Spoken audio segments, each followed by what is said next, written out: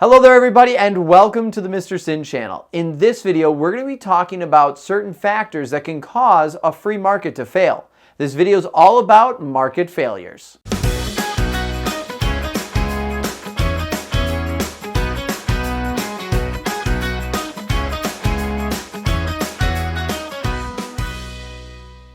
In this video, we're going to be talking about different ways that markets have failed in the past and also some of the ways that we've countered these failures and why we need these four things to be able to have a successful market. Our first type of market failure we're going to go into is inadequate competition.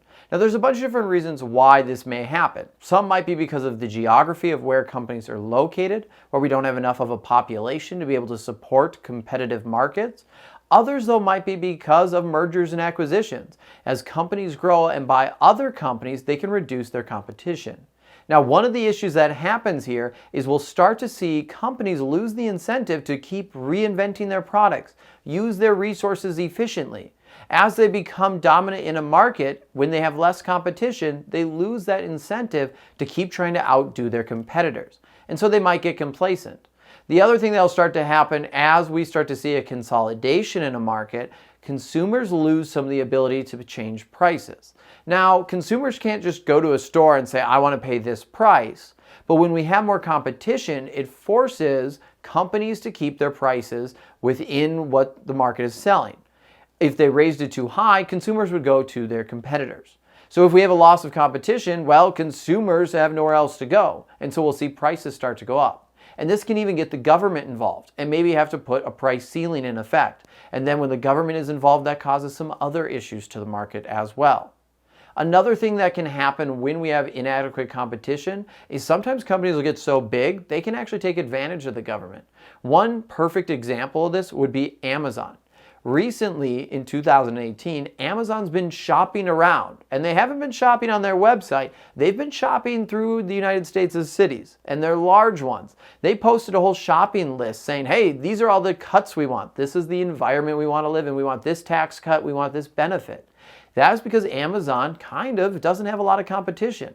Cities competed for their business. They wanted them. Amazon had the advantage. They were able to gain access to tons of information for free as cities competed with each other, all because we had an inadequate amount of competition in that market. Our next market failure happens when we have an inadequate amount of information out there. Now, it's important to have quality information out there that's accessible to everyone. This doesn't mean that everyone is going to use it, but you have to give the option for everyone to be able to participate.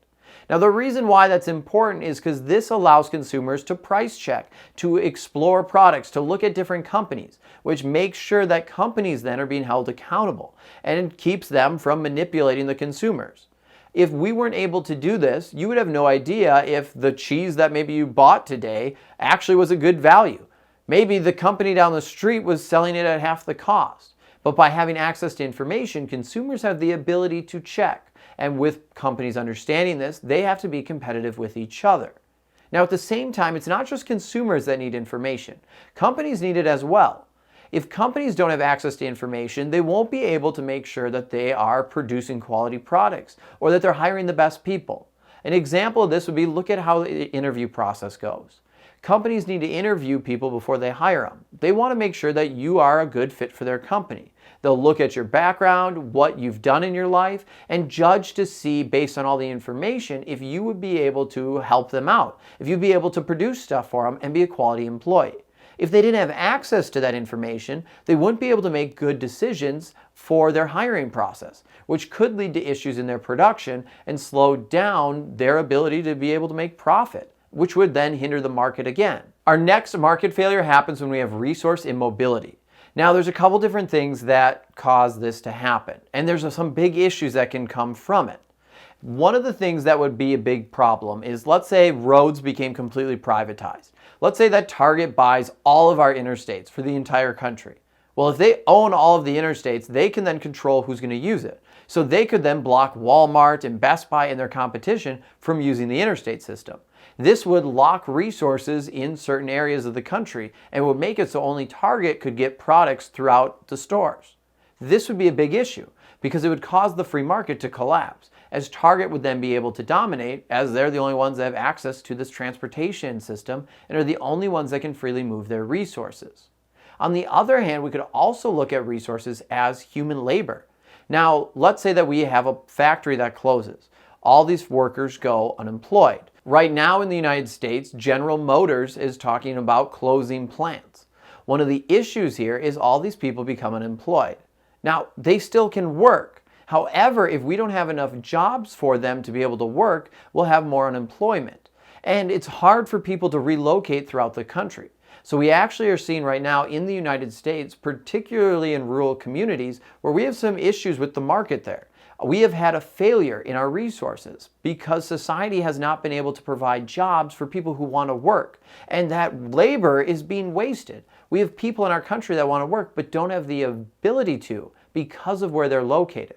Now, we can always say that, well, you can move to a different area, but that's harder than it sounds. It's expensive to move and relocate, and also when you've lived there for your whole life, most people don't want to. So we have some tricky situations developing in the country. And right now the government's trying to figure out what to do about it, because we have to make sure that we provide a quality life for all Americans. The next thing we're going to talk about with market failures is actually some external problems. Now, these are kind of interesting.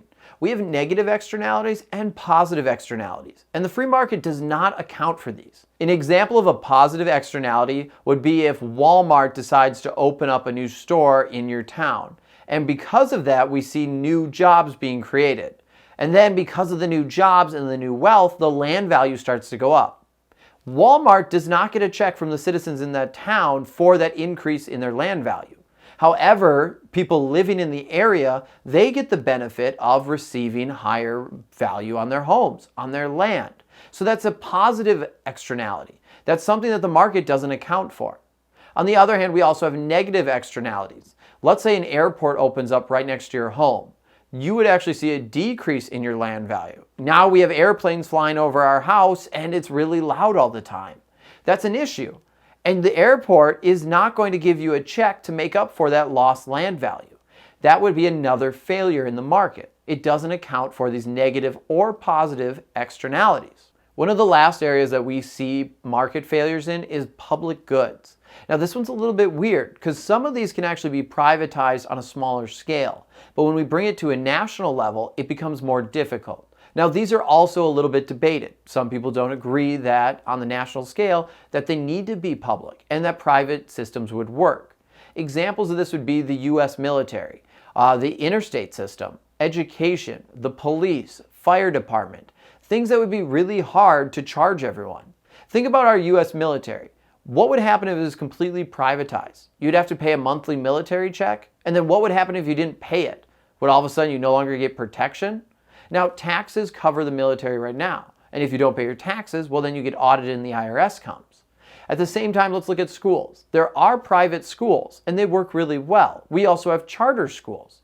Now, at the same time, though, the question is, and this is for debate, but would a private school system be able to support the entire country? Probably not. A lot of people in our country don't make a lot of money. Schools are very expensive. They're not that profitable. And so if we're making sure that all American citizens can have an education, that's not something that's going to generate revenue. So that's why we have public schools. However, we also have private schools that can cater to certain needs and certain communities that would like that option. Same thing with the police and the fire department. They are available to everyone.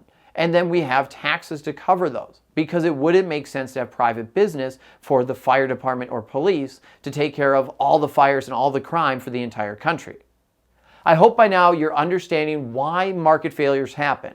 How could some of them be prevented, you ask? Well, a lot of it comes down to the government. And this is where it's the big debate. What should the role of the government be? Should they be in the private sectors? Should they be manipulating the free market to prevent these all the time? How much interference should they do to make sure that we don't have market failures? And that's something for you to think about. The debate is definitely not finished, and it's going to continue for a long time. I hope this video helped you out. I'm Mr. Sin. If you have any questions at all, put them in the comments below. Don't forget to subscribe and support the channel. And until next time, I'll see you online.